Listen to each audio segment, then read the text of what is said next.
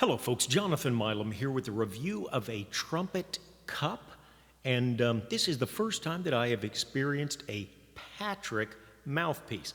And if you're going to go red. It's also the first time that I've played on, I think, an acrylic mouthpiece. I did have a wedge some years ago, I believe that was Delrin, and just a very interesting piece. My first feelings, well, if it works for Steve Patrick, where is the high double C for me? That's what I want to know. Steve, as many of you no doubt already know, is a top commercial trumpeter in the Nashville, Tennessee area. Lots of info on him on YouTube, some great articles that I've read. From all reports, seems to be a very fine man, as well as, of course, a top trumpeter, at least nationally, if not internationally. Back to my first feelings about this mouthpiece. Incredibly marvelous how quick it warmed up. And I know I've done some recent vids, and you've heard me say if I switch, usually I'm doing trumpets, and I switch from mouthpiece to mouthpiece, and you pick up another mouthpiece to put in the trumpet. I've even said, oh, I hate these cold mouthpieces. I'm telling you, you put this thing on your lips, and it just seems to be body temperature like that. That was my first thing that I noticed. The next thing I noticed, it seemed to me, and this is the 5ZM, it seemed to me that the outer rim was the high point, and it felt like there was a slight downward slope, kind of like if you're looking at this, just a little bit like this, which of course is very popular with some people because that enables the inner part of your lip to have a little more flexibility. But when I look at the piece, I don't see it. Now, it's very hard to see this, but I did get an excellent picture, which should be as an intro to the video. So if you want to look at that. The other thing is, I've got some jet tone mouthpieces, vintage, that I've really liked. I've got a custom 5 right now, 5B, I think, that I really like. But at any rate, when you go down the first about maybe quarter of an inch, it is straight down from the rim, just directly down.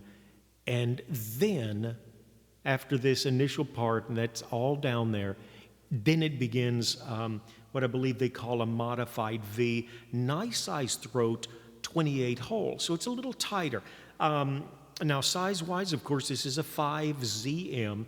I use a Reeves 41 rim. I usually use a 42 under part, but I like the 41 rim, which is very much like a Bach 7, Warburton 6, Curry 8.5 feels good to me. So in that range, Bach 7, Reeves 41, Curry 8.5, Warburton 6, very standard size.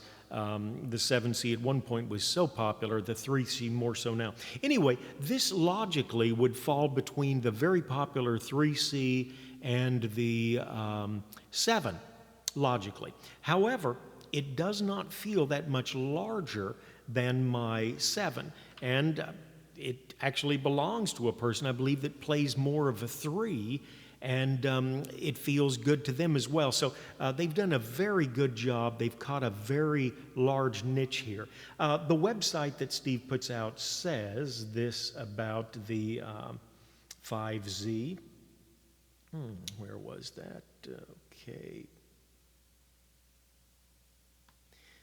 All right, the website says, oh, come on. The 5ZM uses the same rim and 28 drill from our 5Z mouthpiece with a modified V cup similar to our M cup commercial. And this is listed as a commercial piece. Gets a great tone to my way of thinking. The ZM offshoot of an M, of which the site says, the M is modeled after a Doc Severinsen model of the 70s. This mouthpiece is perfect for those who play a 3 to 5 for legit work, but need to switch to something different for commercial work. This mouthpiece is for those who cannot play shallow mouthpieces. And believe me, you're not going to bottom out on this. It is not that shallow. But it does get a very nice tone.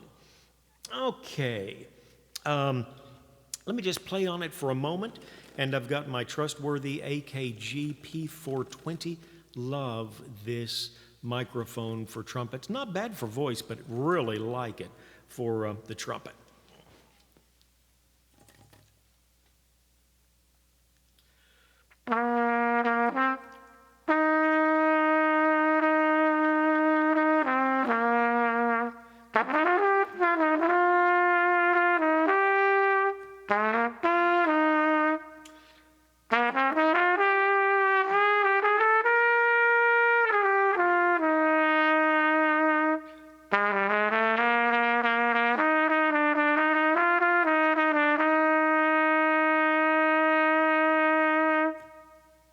Okay, I get a naturally dark tone, I've always thought, probably because I don't play with a lot of air. I don't really light up the bell of a horn. But since I do get a somewhat dark tone, I've always felt I could use a little shallower mouthpiece to give me that zippy, brighter tone, and this one just really falls in good. Of course, now, the one thing I will say is I'm used to playing a 25 and a 26 drill. This is a 28, so I'm not really acclimated to it on the upper notes. But what else did I want to go to? As I said, my feelings about the mouthpiece initially warmed up incredibly quick and stays warm. Probably a little less slippery than the, I just use brass mouthpieces that have the silver plating on them, and that's just what I like gold. I really like a slick mouthpiece, but I like this very much. So while it's not particularly slick, it seems to be flexible enough for me to be able to move around. Okay, a little tighter hole, as I mentioned, that I'm used to, but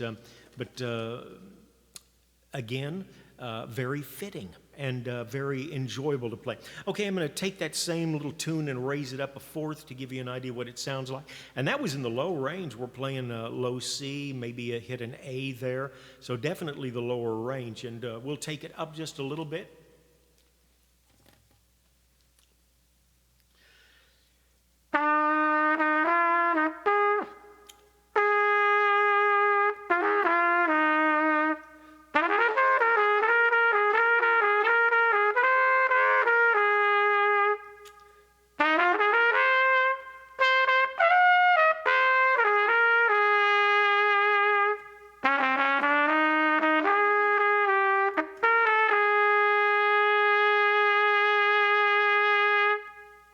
Like that tone. I really do like that.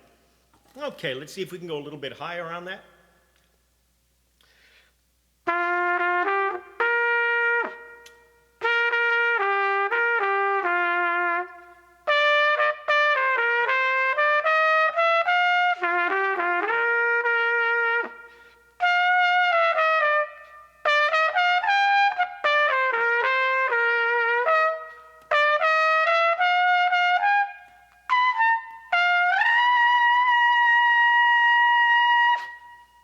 And you've got your high C. And I'll tell you what I've been doing the last few weeks. I hadn't made any videos. I've been working on Total Range, which is a range increasing program.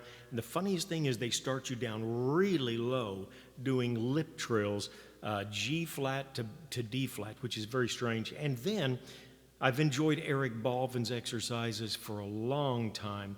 And I just got flex on the go, and so my lower range is very strong right now. My upper range is not, because we haven't got that far along for the last, I think I've been doing the Total Range for about 3 weeks and Eric's exercises for about 2. But hope this has been beneficial for you. Again, this is Steve Patrick Mouthpieces 5ZM, and a nice zippy sound, very comfortable rim, nicely shaped bowl, and not at all anything you would bottom out on, but certainly worthy of consideration. I believe I will do my best to pick one up somewhere. So, hope this has been beneficial for you. It is Easter weekend. For those of you that are very church-related and watch this before the Easter holidays, hope that you have a wonderful Easter season. As they say at this time of the year, He is risen. And I like the words from an old 80s song. Some guys back then, it was very progressive. but they were saying the world will know the tomb is empty when they see our hearts are full. Nothing like a Christian that looks like he's been baptized in lemon juice. But we do want to have full hearts for a world that is certainly in need. Give someone some love this weekend. Have a great weekend yourself. Thanks as always for tuning in, and we'll catch you next time.